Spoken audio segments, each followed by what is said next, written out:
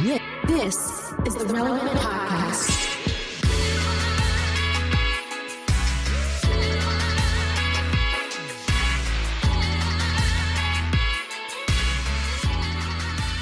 It's episode 1106, and it's the Relevant Podcast. Here in Orlando, I'm your host, Cameron Strang, and joining me from Loverland, Virginia, is Jesse Carey. Hello, hello. From Nashville, Tennessee, artist, producer, mogul, Derek Miner. What's happening? Just down the road there, our managing editor, downtown Emily Brown. Hey, y'all.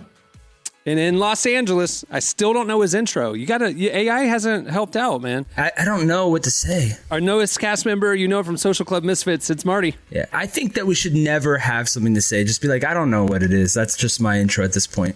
Just I don't know what he's known for. Just tell me what you're doing. Yeah, I don't know what's going on. We should just make lies up. I don't know. Think about something. I like it. We have a great show in store for you. Coming up later, we talk to Tedashii. He has a new album out. We also have your feedback and relevant buzz. But before we get going, end of September, sports are in full swing, thankfully. There's something to watch on the weekends again. I love sports, and I'm actually, as I've mentioned before on this show, I actually, coach my son. Well, I was coaching. This year I'm just kind of watching. But my kids are really involved in community sports, particularly baseball. And I was at a game last night, and I had the revelation that Little League sports is like growing up in like a drama-filled church in the most hilarious and awesome ways. I saw a guy get thrown out last night for confronting the umpire, who in this setting, yeah, it was great. It was great. And these are 10-year-olds. The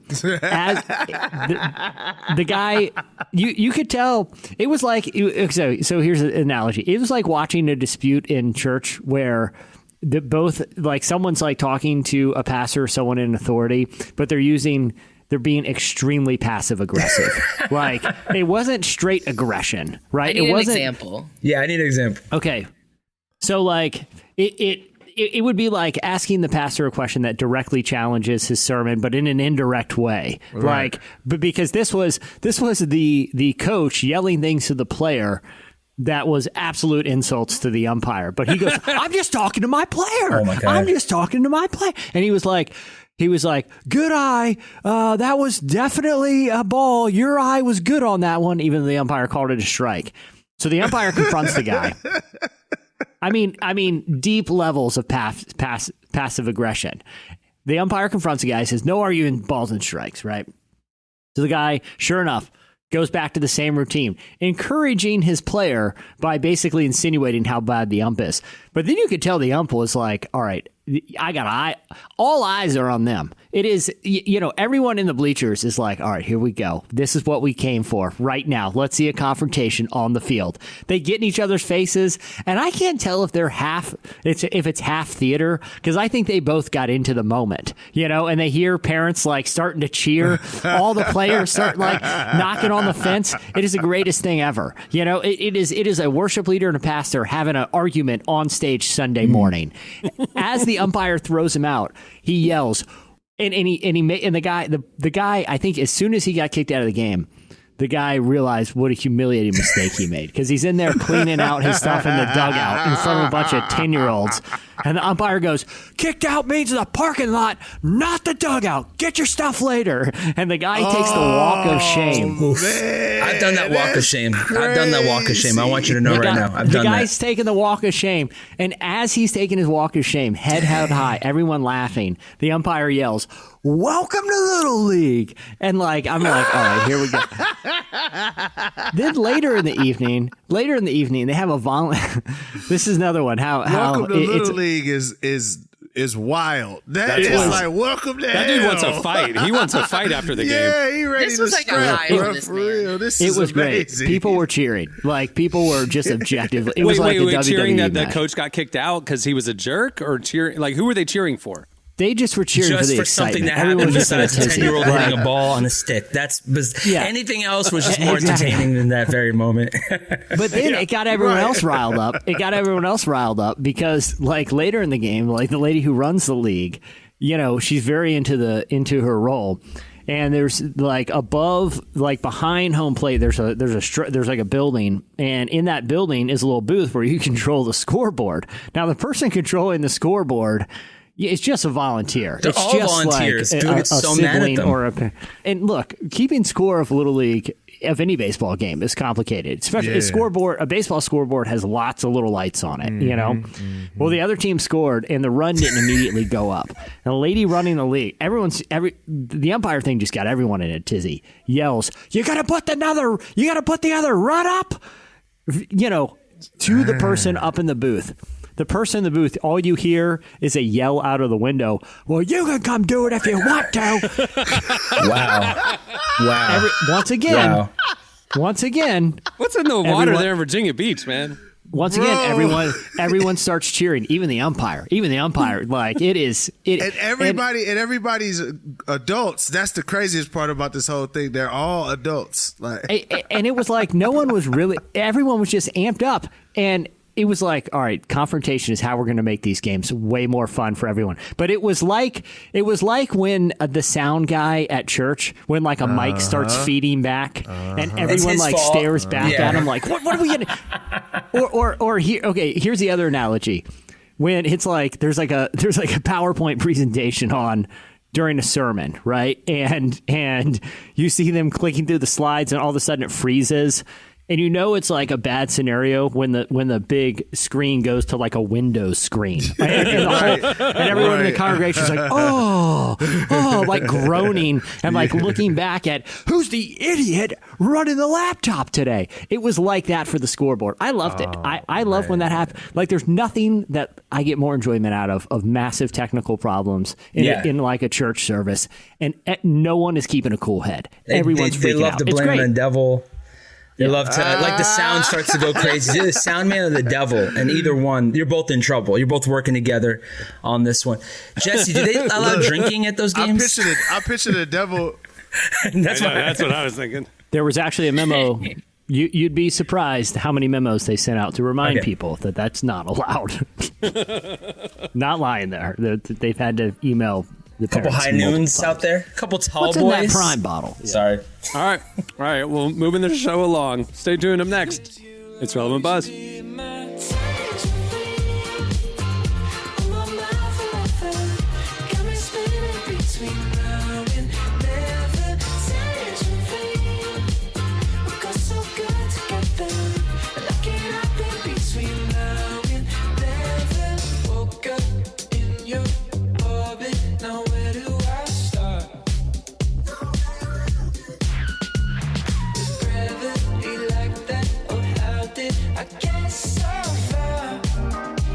You're listening to Coin.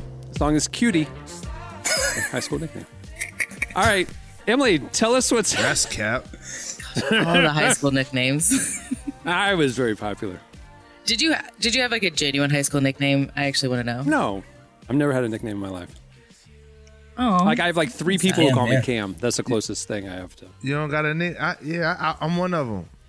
I have too many nicknames. You can have one of mine if you want. Hey, what's I some don't know of if your Downtown nicknames? Emily Brown works. Downtown Emily Brown, obviously. All right. My nephew and nieces, they call me Emmy, but that's just because they can't really speak properly.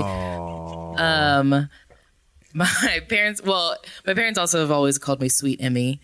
I have Ems. Ems EB. I like M's. M's is cool. Ems is fun. In the staff chat, everybody calls her M's. Yeah. E Breezy. I've gotten that before. That's your rap name? E Breezy, nice. Yeah. E This is Breezy? I'm actually announcing my It's like rap G career. Easy, That's but what's E happening Breezy. right I now. like that. E Breezy is tough. Today's podcast is brought to you in part by Mercy Ships. Globally, 5 billion people lack access to surgical care. In sub-Saharan Africa, there's only one surgeon for every 200,000 people. Mercy Ships provides free, life-transforming surgeries for people who have little to no access to medical care. They help the blind see, straighten twisted limbs, remove deadly tumors, treat cleft conditions, and so much more. With state-of-the-art hospital ships, they provide safe surgery to children and adults living with treatable conditions, and it's completely free of charge. They do all this work with an all-volunteer crew of professionals who donate their time and talents. Surgeons, stewards, nurses, engineers, and more make the world a better place. Your donation today provides free, safe surgeries to people in desperate need of help. All gifts are matched, so please donate today at mercyships.org/relevant. It's dope. It's dope. All right, it's time for Relevant Buzz. I always appreciate Cam when you're like, all right, here we go. Like, it's my favorite. All right, enough. yeah. All right, Yeah. moving along. All right, kids. These side Everybody, combos. we have a show to get to. All right, tell us what's happening at the intersection of faith and culture this week, We Emily. spent 15 minutes learning about a local Little League conflict. The What excitement in is the room is possibly just happening at the electric. intersection of faith and culture? It'd be more important. I wish I would have filmed it. Guys, it was magical. Okay. Beyond Little League fights, what's actually happening in the world? After a very, very long summer, the writer's strike has officially ended. Woo, yeah. As of this Helps week. us all out. Oh, cool. Yeah. There's still the Jack's actor like, oh, strike cool. going Who on. cares? So, there's still not going to be a ton of new content out, but at least the writers, we'll get like talk shows, late night shows, different things like that. Drew Barrymore. And they can start working on projects at least, which is exciting because there's already been a few projects that have been announced. One that caught our eye is apparently there's going to be a reboot of The Office. Oh no. Oh no. Is Jeff Daniels no. doing it? No. Greg Greg Daniels. Daniels doing it? Oh my gosh. He's the main Daniels. guy. He's the guy who makes it happen. So I'm surprised. He is assigned with. I don't know if that makes you feel any better, It Derek. makes You me seem feel a little. better. Yeah, but I'm like, don't reboot Gen The Z Office. version? Is it going to be the same cast like old, or is it new? They a haven't new announced cast? any details. It's all it is the original showrunner Jeff Daniels. Greg Daniels. He announced that he is working on a reboot. But there's no details about is it going to be the main cast? Are they returning cast? Is it just like a redo? What are they doing? I thought I read, and maybe it's all speculation, but I thought I read that some of the main cast was going to potentially be in it. So over the I could years, see the it main- sort of So it's like, going back to Dunder Mifflin, Yeah. which would have no chance of still being in business. Yeah, I've heard something that's a different point of view too. It's not like the same setup. It's totally different. Yeah, I think he right now he's kind of playing around to see like what does a paper company look like in 2023, if at all. Well, they were already selling, computers and printers and the Triangle tablet and all that stuff. Yeah, it was already over when Michael left. They got bought by Saber. Yeah, after when Michael left, it was over for me. Yeah. Yeah, so that's the thing. Those last two seasons Yeah, are pretty they're rough. The finale brought I it do home, think but some of the cast over the years they've made comments about they'd love to get the group back together, do some maybe a reunion, not necessarily a reboot. Some I'm sure would be more interested in a reboot. The hard thing is, it was already tough when Michael left. I do not see a single world where Steve Carell comes back. I don't see John Krasinski coming back. Like he's kind of gone off too. So then it's like we don't have Michael, we don't have Jim. Probably won't have Dwight. I don't think Obviously so. get Dwight. He has this new documentary Dwight would be a on maybe. Discovery about finding himself. I think he's finding himself right now. well, they were going to do a Dwight spinoff. Oh, really? He was on our cover. Yeah. They were going to do a Dwight spinoff, and they shot a pilot. And right in the last season of The Office, and if you remember the storyline where he started dating the farm girl, and they bought a tractor or whatever, and then like all of a sudden there's all these new characters. That was setting up his spinoff show, which was going to take place at Shroot Farm. It's like a Joey And then it didn't spinoff get with picked Friends. up. Remember when Friends ended and Joey took Joey was for a season, moved to LA. and everyone's But like, "Why?" they didn't move forward with it because the pilot flopped or whatever, and so they turned it into an episode of The Office. So there's this Oh, wow. weird farm episode in the final season, and it was originally the pilot. Oh, I gotta for watch Dwight that. I never knew that. But do you think here's why I think I'm skeptical of it? Not so much like the cast or even like rebooting an idea that works. Like that rarely works. But hey, I mean, look, the American Office was They brought Arrested Development yeah. back. I mean, after however many years. But I think the main issue isn't so much that or even like the cast. It's that in a post-COVID world, I don't know if people will relate to The Office like they did. Like part of the contract of The Office that worked is like the cast was like normal looking people, and the only thing they had they weren't like these handsome, friends living in an apartment in some glamorous city like the construct of most sitcoms up to then, right? Or people in some wacky scenario. The whole construct was they were average people. Their only point of relation is that they shared a piece of carpet with other people for 8 hours a day. Can't we all relate to the humor of the mundanity of office life? Half the country, or I don't know half, but I would say a large portion of people that's no longer a part of their life. Like, it's not as relatable as it once was, that office lifestyle in kind of the post-COVID hybrid work. I don't know if like the core construct of the show is as relatable as it used to be. But they'll have to update that as well. I picture Zoom calls, working from home. I picture working from home. But is that going to be interesting?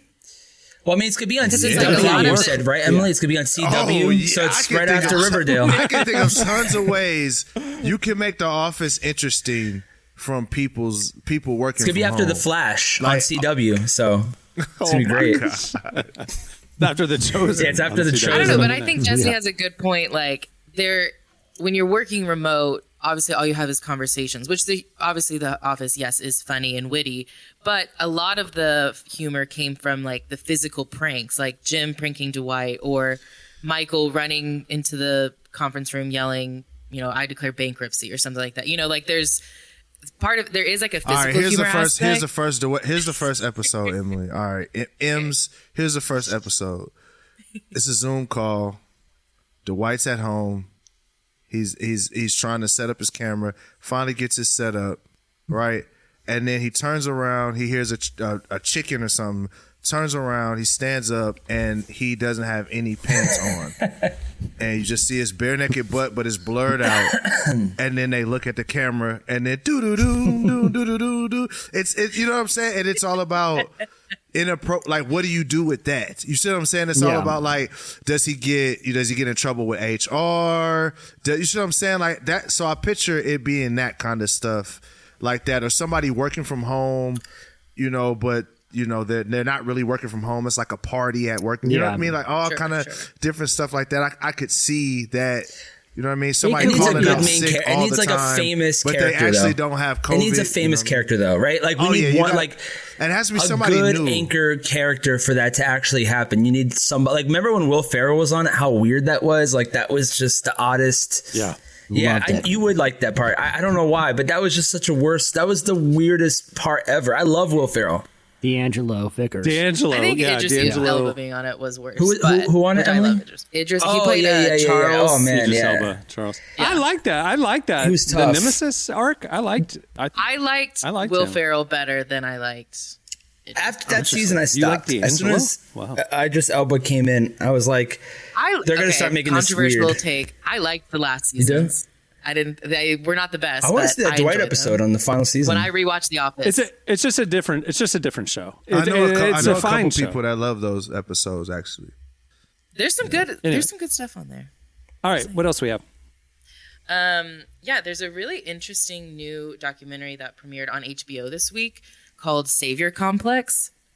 And it tells the story of a woman named Renee Bach and her charity serving children. So Renee, when she was a teenager, she went on a mission trip to Uganda to work at an orphanage. And before long, she started her own charity. I remember this story. Yeah, so she started her own charity to treat malnourished children, which is great. Common story. But she started performing some of the medical treatments herself, even though she didn't have any proper medical training. And after a few years, some of the other workers started reporting it. Before the charity shut down, roughly 100 Ugandan children died. And it's hard to relate directly to her, but so it's not just a documentary about like Christians going into other countries. No, it's with the Savior Complex. It's specifically, it talks specifically about her, story. but they do bring in experts who kind of talk about this. This is not necessarily an anomaly. This has, that other missionaries go into foreign countries thinking, because the thing is she had the intention of helping. She wasn't setting out to harm children, but you do have to self-reflect and think, am I the person to be helping them, or do I need to have someone else help them? And so wasn't this a true crime podcast first? I believe so. I'm pretty sure. Bad medicine. No, something. Either way, it is a very interesting and disturbing story. Yeah. But I remember when it was kind of playing out in real time. Yeah. When fighter jets fly above your office, Jesse, do you think something's going down, or no? Is it just white noise? It is Why daily. the noise got to be white? It is daily and every single day. And you remember when they lost that fighter jet a couple weeks ago? Remember when that was like a big story? Yeah. Wait, who lost the fighter jet? I saw it 2 weeks ago. Because Hold on, it's wait a government. second. Yeah, You they said lost a somebody fighter lost jet. a fighter It crashed. jet? Yeah, for like 8 days. How did you It just lose a crashed. fighter jet? It like This had is like not your- the engine failed and they were testing and it fell into the bushes, right? No, I don't even think it was engine. I don't. It wasn't engine failure. They haven't disclosed what happened. It was an F-35, and they were flying it. And Is this like an Amelia Earhart situation? the pilot had to eject. And So it didn't get shot down. It was just technical difficulties, and it just the Air Force has been pretty tight-lipped about. Trust me, living under the flight path of fighter jets, you get very interested in these stories. So they're doing test flights as they do all the time, and the pilot 911 gets a call. And it's like, hey, an aircraft is going to be going down, and 911's like, what are you talking about? They're like, yeah. They're like, well, can we talk to the pilot? And they're like, yeah, this is the pilot. I just ejected. I'm at somebody's house right now. I put it in autopilot, and I don't know where it is. This is an F-35 fighter jet. while the plane is crashing. What? And so literally, there was an F-35 put in autopilot flying down the East Coast. Now, the Air Force, and maybe I'm just more aware of the story, like I said, living under the flight path of these things. But the Air Force put out like a news release that was literally like, if you've seen this, go down. Reward. Just let us know because we got to pick it up. But anyway, they ended up finding it in the field like 100 miles away. That it made it quite a bit. But one crashed here down at the oceanfront one day, and the pilot ejected. And so, nope. But anyway, the Air Force said we're going to put a 2-day addendum. No more fighter jets flying until we know what's going on. That was a big part of the story. 2 days. No, we're shutting down air. I can tell you that's not true because they're still zipping around here. Sounds like Blue Angels above your head. Anyway, remember those that's guys, my Blue fighter Angels? jet.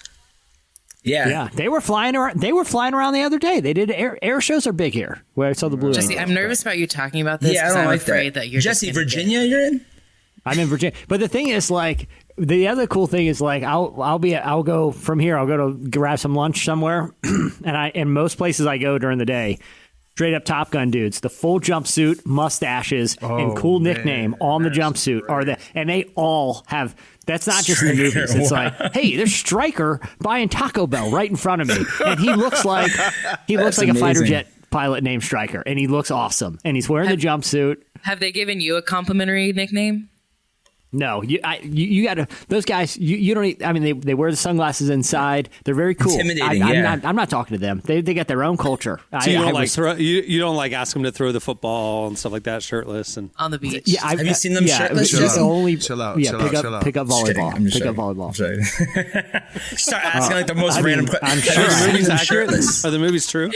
Okay, the last thing I want to say is Lainey has a new album out today called I Really, Really Hope So. Where they're one of our favorite bands. We like them a lot. So here's one of their songs. Home is where the hurt is.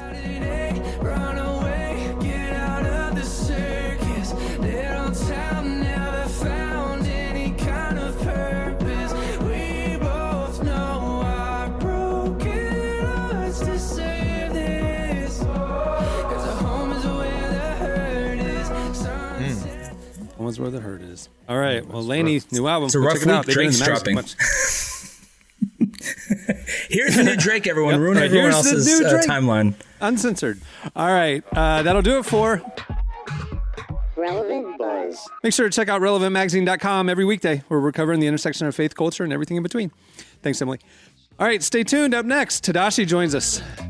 Doesn't exist when you press start on my heart and it goes playing some of our favorite songs. Maybe we haven't got long. Tomorrow will come until dawn. Oh, somebody you might. You're listening to Teenage Dads. The song is Speed Racer. Well, today's show is brought to you in part by the new book, God, the Science, the Evidence. We talk a lot about faith, but how often do we talk about science in the same breath? You might be surprised to discover just how deeply the two actually agree. For centuries, science has been used to dismiss the idea of God, but today an intellectual revolution is underway. Modern discoveries in physics, cosmology, and biology are consistently revealing the same truth: creation isn't an accident. That profound reversal is what engineers Michel-Yves Bolloré and Olivier Bonassi investigate in their international bestseller, God, the Science, the Evidence. This book is a rigorous, evidence-based critique of materialism, inviting you to explore over a dozen scientific, philosophical, and historical domains. It shows that what was once seemed impossible, that science could point to a creator, is now supported by a vast and convergent body of evidence. With over 400,000 copies sold in Europe, this book is sparking a global debate. It's thoughtful, fascinating, and a powerful reminder that reason itself affirms the existence of God. Learn more and find out where you can purchase your copy today by visiting godthesciencetheevidence.com. Where our guest today is Tedashii. He's a hip-hop artist with Reach Records who recently dropped his latest project, Dead or Alive Part 1. We sat down with him to talk about the shocking story behind the album, how he's using his healing journey to inspire others, and how men can fight back against the loneliness epidemic. Here's our conversation with Tedashii. In my slab with the Bible on the dash, when I creep, hit my knees before I hit the streets to make them ends meet. I'm a lone star, baby, you know Texas made a G. And you know I set the bar, hit that church in Easter Pink. Hold it down when you come around, gotta keep it solid. I'm the dream like Hakeem. Around a year and a half ago now, we were on tour, and we were on the last stop of our Unashamed tour in Orlando, and I went to go on stage for the finale with everybody, all the other artists, and ended up having a really bad fall backstage trying to maneuver in the dark. Now, we've done this for 30 prior shows, so it's like, hey, I know where I'm going.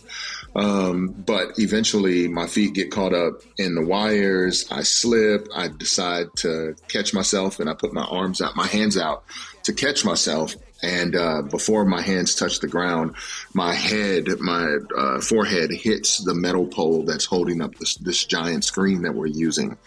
And then as I hit the pole, I go down to the floor, and I hit right under my eye. I hit the base of that metal pole holding up the screen. So instantly I'm like, yo, I'm out of it, but I feel the pain of it. And I just kind of cry out for somebody like, yo, I think it was that one of the tour managers out with us. And I was like, yo, help. And they come over, they pick me up, and I go, all right, my head hurts so bad, man, but let me get on stage.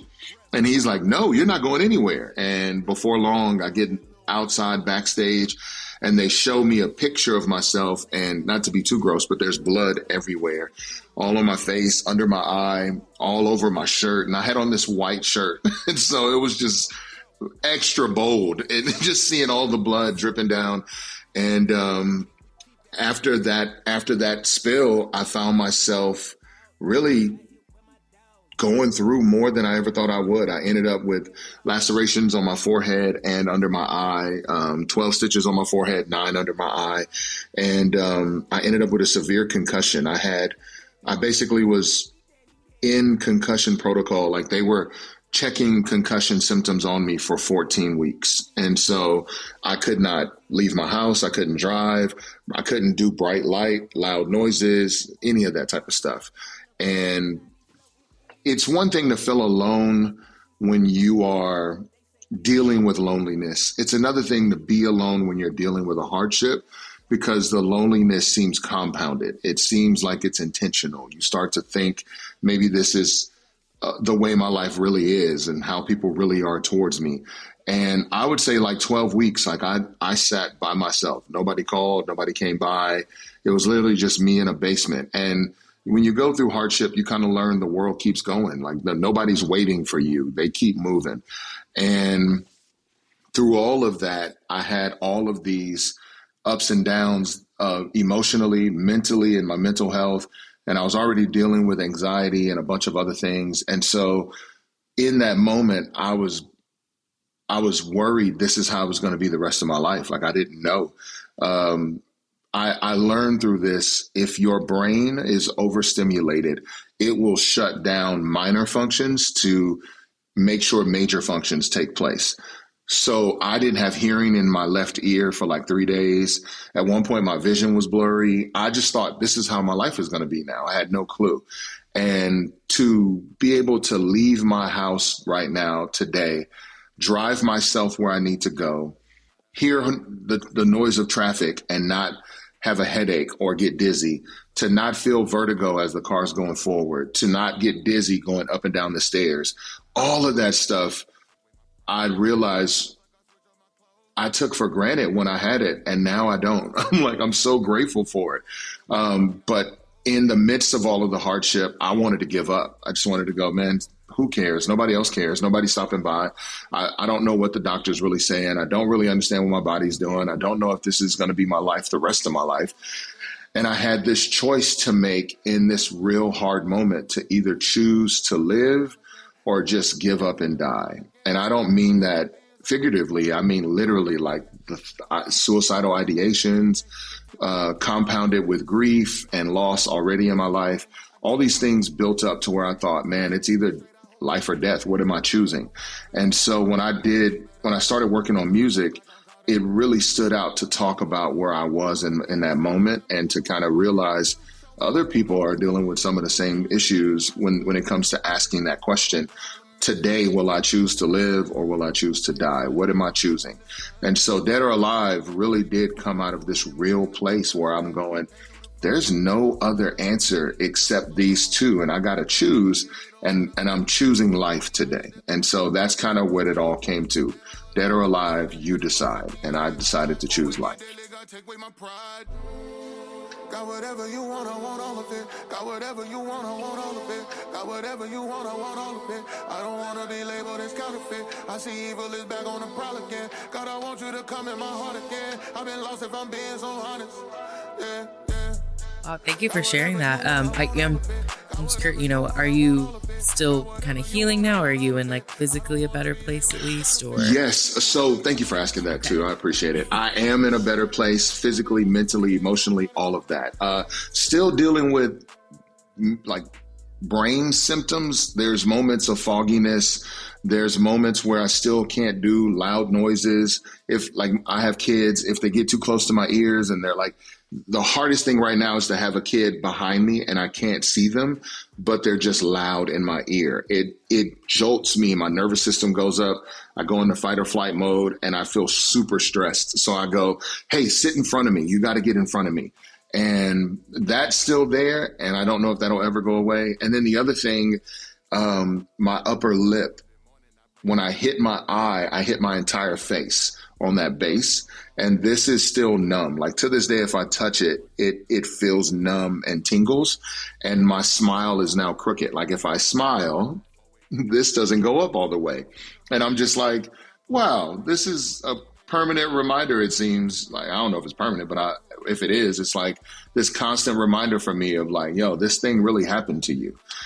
And I think one of the most difficult things, both physically, mentally, and emotionally, that stood out the most, that comes to mind when you ask about dealing with it or not, was how much attention and importance, that's probably a better word, how much importance do I give to this? Because I don't know about everybody else. I won't speak for everyone else, although I do believe others deal with this. I was raised and kind of taught like, man, just suck it up, bro. Life is life. You just got to suck it up. Then when I see other people's reaction and they just kind of move on, it just kind of goes, man, am I making a big deal out of this? Am I doing too much? Like, is this not that big of a deal? And it took medical professionals to kind of go, hey, man, I don't know why you want to treat this like it's not a big deal. This is serious. Like you had a severe concussion, plus growing up playing football in Texas, having car accidents, like all these things compound on your brain. And for you to be able to snap back out of this, I think you need to take it or see it as more serious than you are. And it took them to kind of help me to realize I'm not downplaying this anymore. I'm not making too much about it. I really did go through something. And so I know that's kind of the wrestle I've heard as I talk to other people. Like, we all want to downplay what we've gone through for the sake of other people, because other people are not as invested as we are as the ones going through it. But ultimately, I'm like, no, this is not anything to downplay. That was kind of the start of choosing life.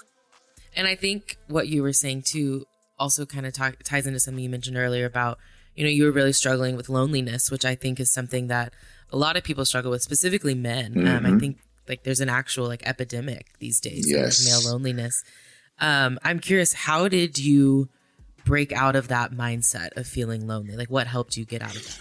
I learned because of my experiences as for who I am. My parents are not together. I'm biracial. My dad is Polynesian. He's Samoan, and my mom's Black.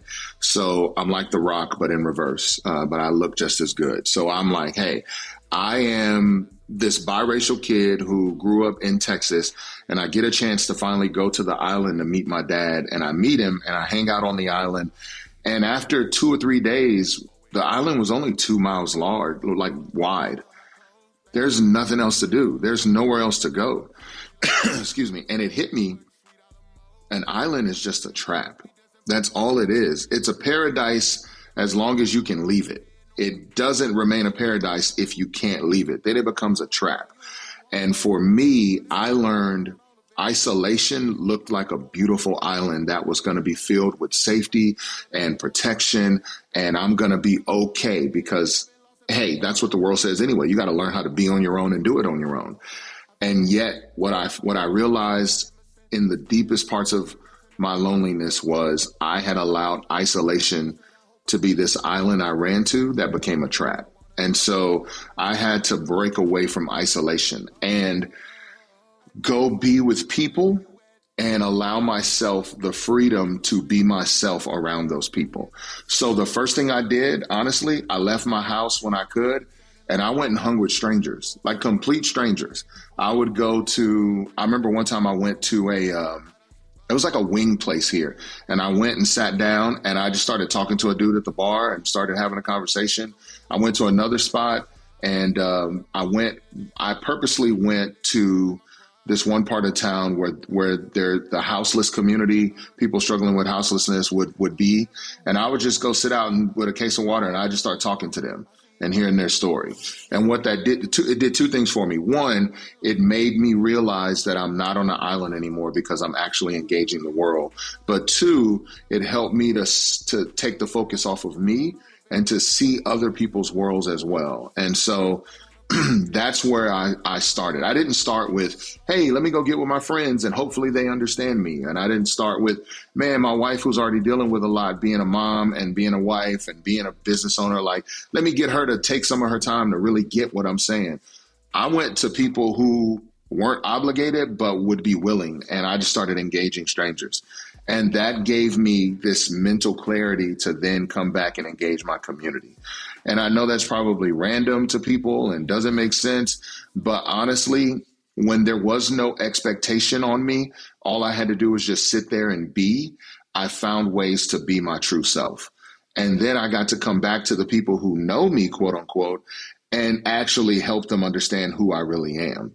But I had to start somewhere. And I knew just over processing, if I just go straight to my friends again, it won't make sense for them. And they'll pick up where they left off, even though I'm somewhere completely different. It's been 14 weeks. Like, we're not in the same place anymore, but they're going to pick up where they left off with me. And I don't want that. So let me not let them be the first. It's like, I don't want to jump in the deep end first. Let me go to the shallow end and ease my way down into the deep end. And that's kind of what I did. And it helped so much because it helped me take the focus off myself and to see other people deal with life.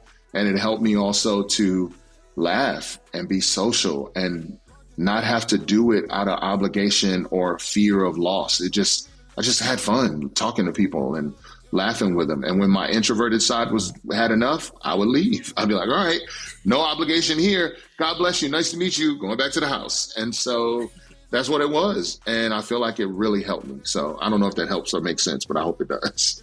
No, I really do love that. I think that's such great insight. And like to be able to hear from someone who really knows what that struggle is like and what it's like to do the work, to choose to do the work, I think is important. Yeah. I'm curious, like, how does it feel to sort of be on the other side of that? Or do you feel like you're on the other side? Do you feel like you're still going through it? Honestly, I feel like I have my good days and bad days with it. But yet the good days are good. Like, I don't want to discredit them. They are good. And then at the same time, and this is for anybody listening, like, it's okay to say I feel lonely today. Like, I feel like, man, there's been such a misnomer about what we feel because we're afraid it'll harm our faith. And I just don't believe the God who sees all and knows all is shook by the fact that I feel lonely today. I think that's when he shows up as a comforter, when I can be honest enough to say I need comfort. But I never want to downplay it. So I have my good days and my bad days, but I always try to acknowledge the days are good, that there are good days. Like for some people, this is great. For some people, it's like, yay, that ain't nothing. Like, I don't know. But like on Spotify, I crossed 500,000 monthly listeners.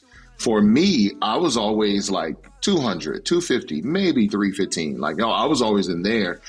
And again, to some people, it's like, well, man, why are you complaining about that? That's awesome. I only have 5. It's like, I get it. But for my own personal goals, I remember praying in January, like, God, it would really be awesome if we could cross 500,000. So I'm going to work hard to try to do that. And when I saw it happen, I was like, I literally prayed that prayer and I looked and I saw it. I was like, I just want to do it before the year is out, God. And it happened this month. And I was like, shut up.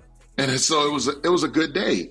So I wanted to acknowledge the good day. So I started creating little tent poles or flags of remembrance for the good days. So I give myself one cheat meal a day. And so on that day, not a day, a week, one cheat meal a week. And so on that day, I got ice cream. I don't like just, I'm going to eat some ice cream.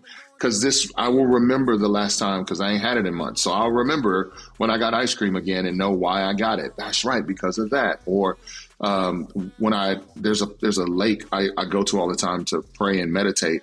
So I just took a little container and scooped some of the dirt from the place where I go, and I keep it in my room to remind me those are good moments. Those are good days. So I keep these little flags of remembrance, and I try to make sure they're there for my brain to go back to, like, man, today feels super lonely, but there are good days. So just hold on. All of my people gon' fly one day.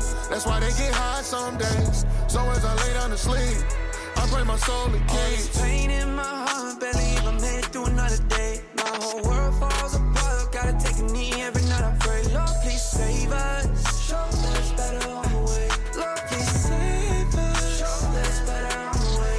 All these nightmares in my mind, I don't wanna hear what they're trying to say. When it's dark, light still shines, so I'll take a knee. That was Tedashii. Make sure to check out Dead or Alive Part 1. It's out now. All right, stay tuned. Up next, it's your feedback. But I can't pretend I don't get triggered when you're not home. It's after midnight. Figure you must be out walking on thin ice. I think we're in a good place, really good. Let go of the past, I probably should, but I still get triggered. Still get triggered. You're listening to Sarah Reeves and Social House. The song is Triggered. Well, today's podcast is brought to you in part by the new book, Confessions of a Christian Alcoholic. Author Jonathan Seidel knows firsthand how even believers can get stuck in shame and destructive habits, especially when it comes to one of society's biggest obsessions, alcohol. In Confessions of a Christian Alcoholic, he details his spiral into disordered drinking and shares the 4-step process he eventually used to break free. There's hope for alcoholics who become Christians and for Christians who become alcoholics. Find Confessions of a Christian Alcoholic wherever books are sold. What if you could change a child's life with just $10? Right now, thousands of vulnerable children in East Africa are suffering from jiggers. It's a painful, preventable parasite that burrows into their feet. Soul Hope is the only organization treating it through foot washing, medical care, and durable closed-toed shoes that protect kids long after treatment. $10 may not seem like much in today's world, but when we come together, those small gifts add up to big change. Join the 10 for 10 campaign. $10 protects 10 small toes. Visit soulhope.org/10 to give now. One small gift makes a big difference. Again, that's Soul Hope, SOLE, hope.org/10 TEN. Okay, it's time for your feedback. Last week we got talking about, Emily asked the guys how often we think about the Roman Empire, and we said never, but Jesse regaled us with other weird things he thinks about. And so we want to know what's your Roman Empire? What's the thing that you think about that other people don't? You hit us up on Twitter, X at Relevant Podcast, and on Threads and everywhere else. And here's some of our favorites. I'm about to blow Adam Davis's mind because he seems to not really know too much about the finance system. I'm gonna save him many nights of sleep because he ends his tweet with this: "I've lost many nights of sleep over this. I still don't know how banks make money. Jeez. We just give them ours, and then what?" Jeez. Adam, listen. Has he never heard of interest? Listen, they take your money and they loan it out. And we have to pay back those loans. They charge an interest rate. It's a wonderful life. If you want to figure out how banks work. They charge an interest rate, and they make money on the interest that you pay on those loans. Now, the reason it's precarious is because if everyone pulls out their money at the same time, then then they don't have any cash, and that's why bank runs are a concern. That's why we have. Listen to this thing called the FDIC, which is federal insurance for your bank account that ensures the system doesn't collapse. So sleep well tonight. Now you know how banks work. He's gonna hear that and be like, I'm upset at the way that they spoke to me on the show, and I'm never gonna listen ever again. I think Ben Stroop's got the right one here. He said one of his big ones is, what is the longest a road can have one solid line and one dotted line?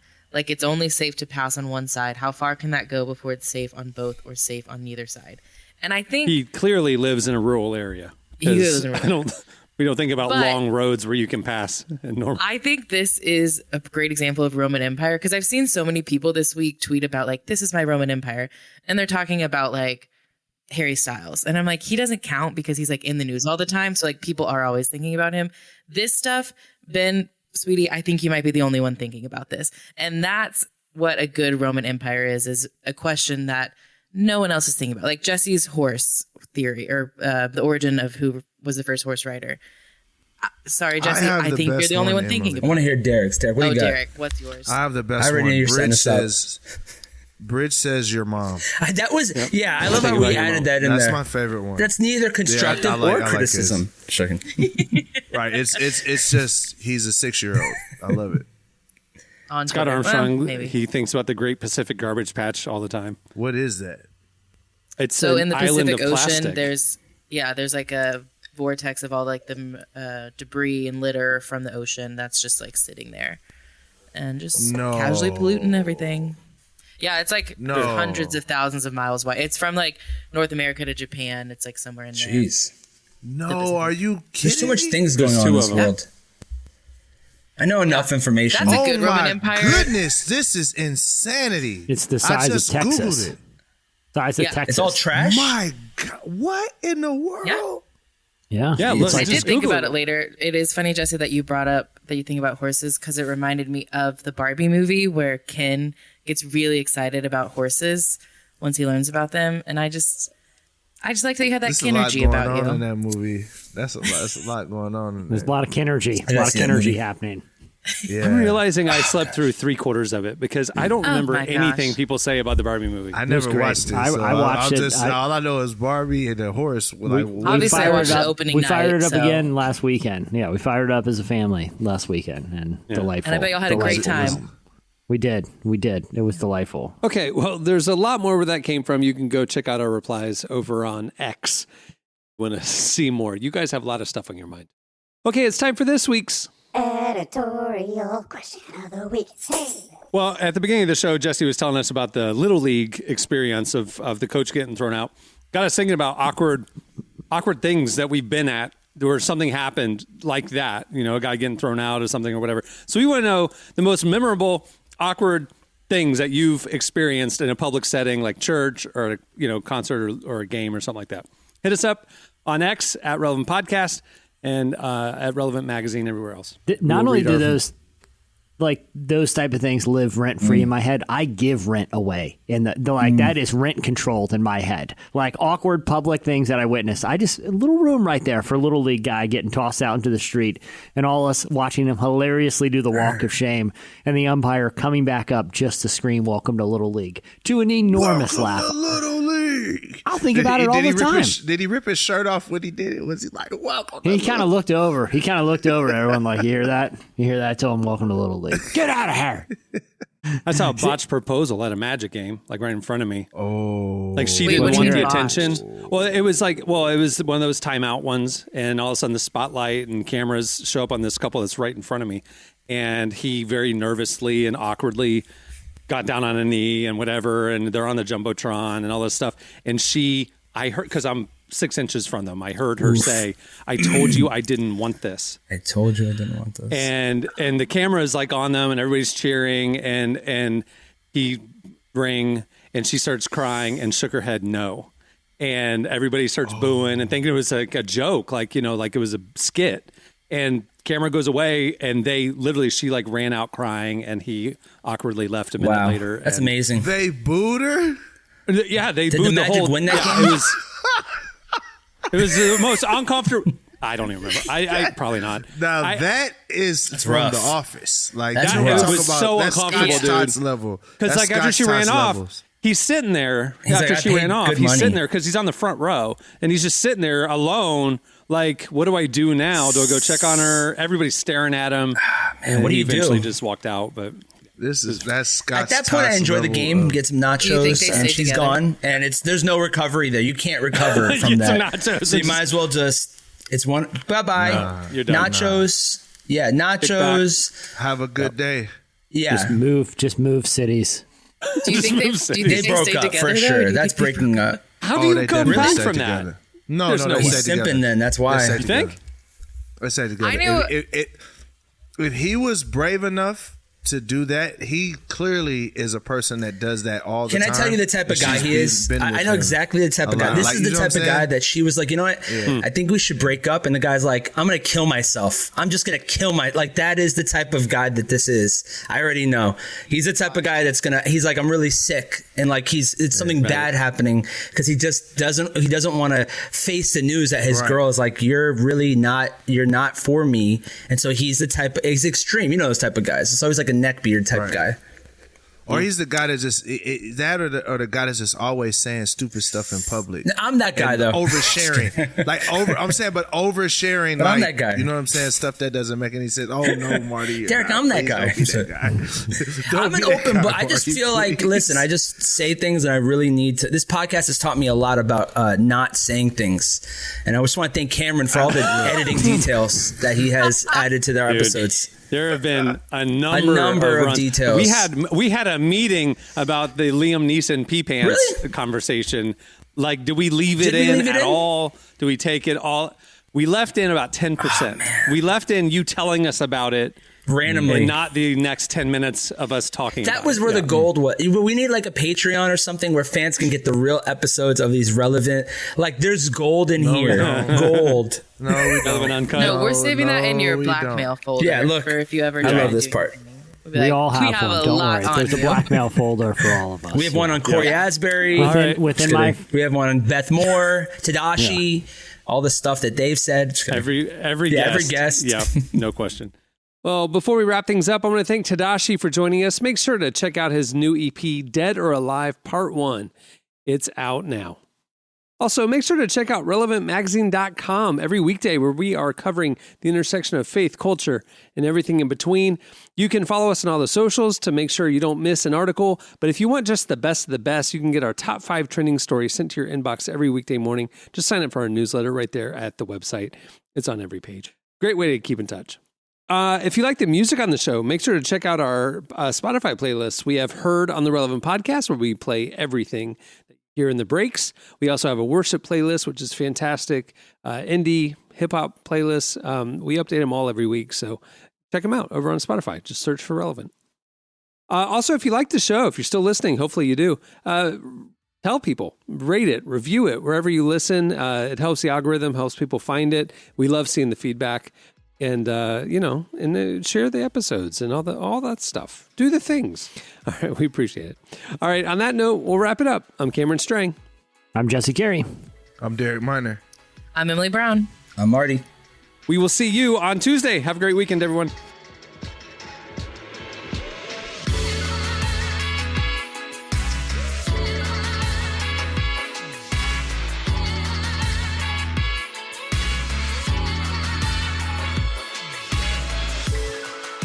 Thanks for listening to the Relevant Podcast. Check out our features, interviews, and news updates every day at relevantmagazine.com. And make sure to follow Relevant on Facebook, Twitter, and Instagram for the latest. For more great podcasts, browse the shows on the Relevant Podcast Network, which you can find at our site. And while you're there, don't miss the all-new era of Relevant Magazine. A new issue releases every other month at relevantmagazine.com.